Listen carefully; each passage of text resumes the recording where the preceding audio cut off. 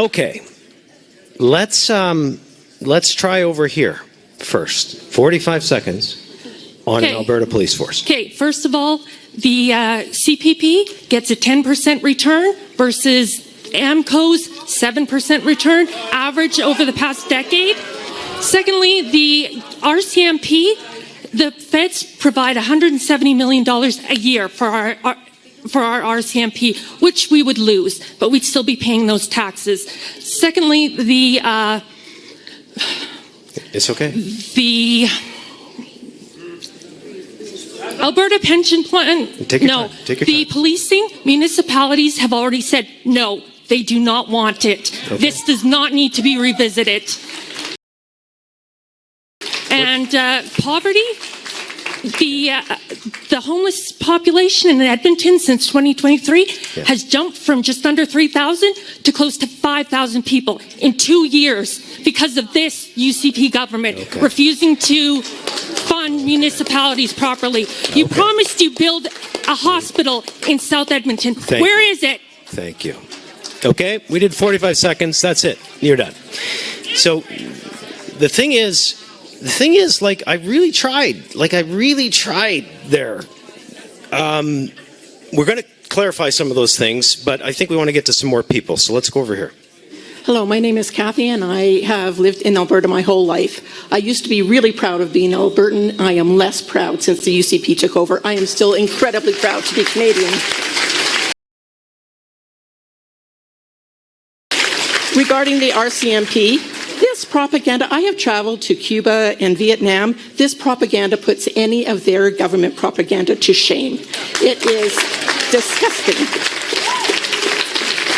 We do not need an Alberta police force. We would be much better to focus our attention on any of the issues we have with the RCMP and do that. Not one of your infomercials has ever talked about the training that Alberta police force would get and how that would be a far cry from the training that RCMP get at Depot, and putting guns in the hands of untrained people would be the most dangerous thing you could do to Albertans. I don't think anybody would do that. Hey, can I call on MLA Glenn Van Dyken? So, Glenn, you're a rural MLA. You've got some issues with rural crime and all the rest of it. Where do you come at this one from? I think the way I come at this is understanding that the federal committee has recommended to the federal government to step away from contract policing at the conclusion in 2032. And it would be irresponsible for the government of Alberta to not be prepared if that was to happen. We have about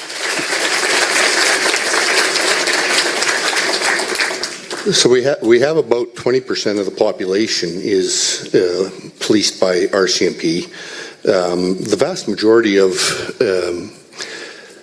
residents in the province of Alberta have local police force: Edmonton Police, Calgary Police, Medicine Hat, Lethbridge, Grand Prairie. They're all Camrose, local police. So at the end of the day, I think for rural Alberta, the biggest concern would be if we were left high and dry come 2032. Hey, let's. Can I ask Stephen Buffalo? You might have an interesting take on this. I know some of your nations do this differently. Can you add some context? Yeah, thank you, Bruce. Definitely, you're seeing some of the First Nations in Alberta really partake in this opportunity to police themselves. I know the Blood Tribe, the biggest reserve in Canada, has their own force. You know, the Tsuut'ina Nation right beside the city of Calgary has their own force. And the Siksika Nation currently now has some sort of work program that they're moving towards having their own force. You know, obviously there's issues to bring forward and some technical issues to deal with, but it's definitely something we have to look at. And it's not up to the province as a whole. It'll be up to the nation to make that decision. But going forward, you know, that's one thing I think, area that it's worth looking into. But it's going to take some time. So thank you. Thank you, Stephen. Go ahead. Yep. Go ahead. Yes, good evening. My name is Maria Braggio. I am an old immigrant from a socialist communist country. 41 years ago, I came to Alberta. It was in a big disarray. Everybody dislike us because we are coming into a broken Alberta. 1984, it was really not good. It was the last few months of Pierre Trudeau. Yeah. And everyone was disappointed. He destroyed Alberta at that time. Yep. Go ahead. As a new immigrants, which we hardly barely speak English, we had to learn and ask different questions. So today, for the last 10 years, I could say I felt very, very sad for what is happening in Alberta. And then it's not Alberta's fault. It's to do with the system and the government from Ottawa, which was... That's right. Okay. Ma'am, I don't want to cut you off, but, like, get to the question. To the question is... Yes. Mrs. Daniel Smith, please don't quit on us and keep going with everything you do. I love you. Okay. I love you.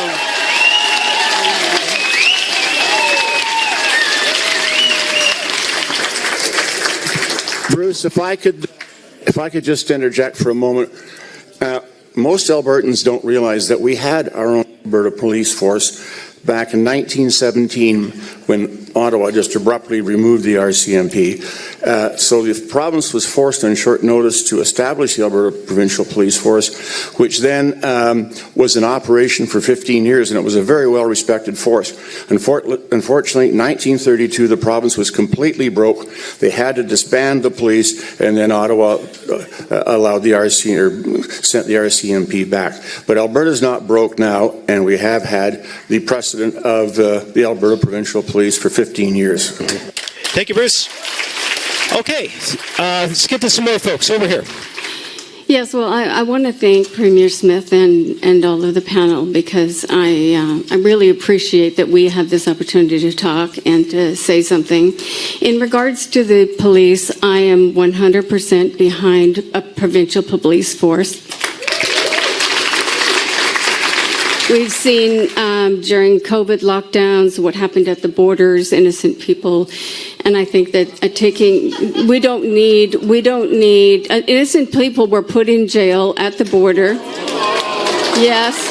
And anyways, what I'm saying is I'm glad that that you're looking at this.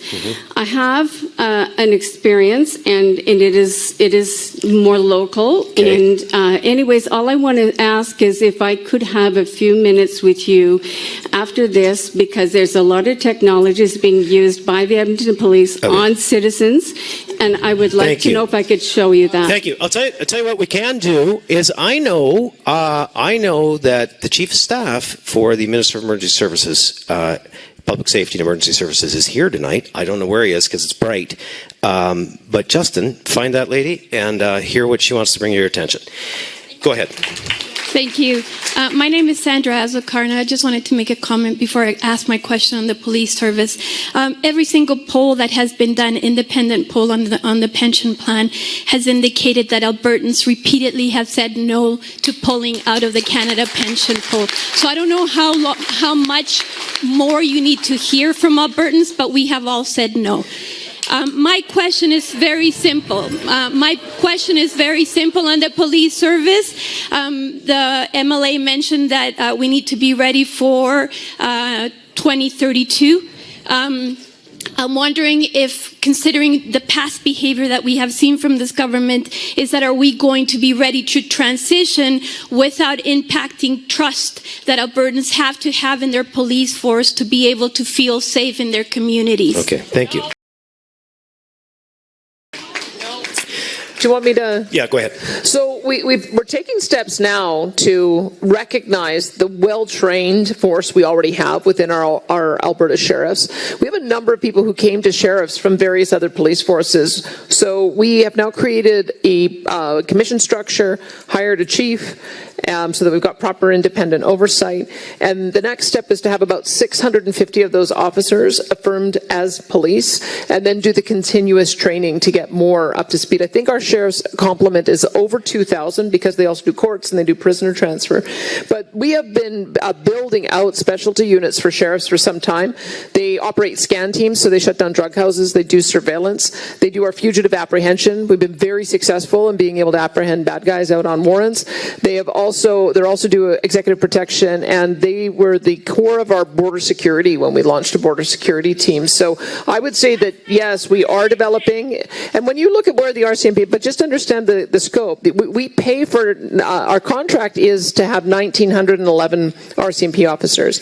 We have about 1,400, so we're always short about 20 to 30%. And our sheriffs, when we affirm the police, they'll be at 650 right away. So by 2032, as we continue to scale up, then we'll ultimately have more police trained sheriffs than we do have RCMP. So I would say the answer to the question, would we be ready by 2032 with proper oversight? The answer is yes.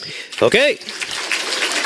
Thank you, Premier. I'm already getting close to wrap time here, so let's do a couple of more. Go ahead.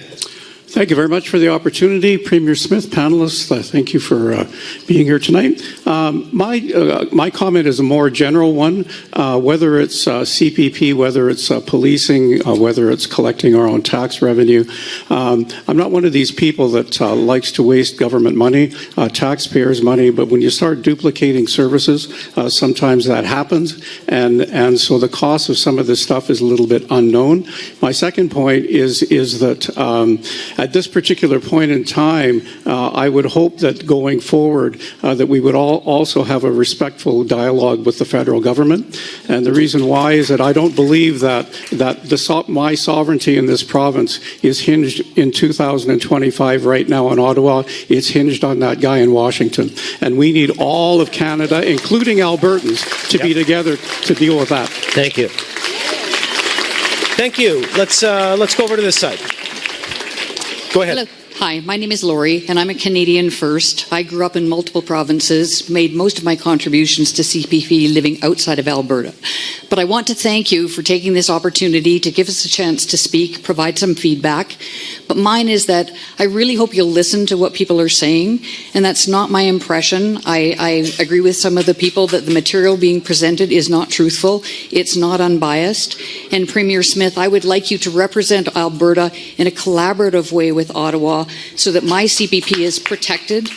Last year and the year before, a report was done where you sought input from Albertans, and the vast majority wanted to stay with CPP.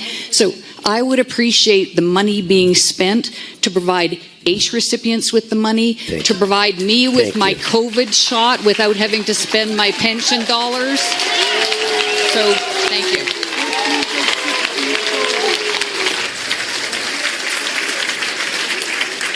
It's almost time for the straw poll on this one. I just want to look down at the panel. Did I miss anybody that had a burning desire to get in on this one? Because our goal is also that you hear from everybody here at least once tonight.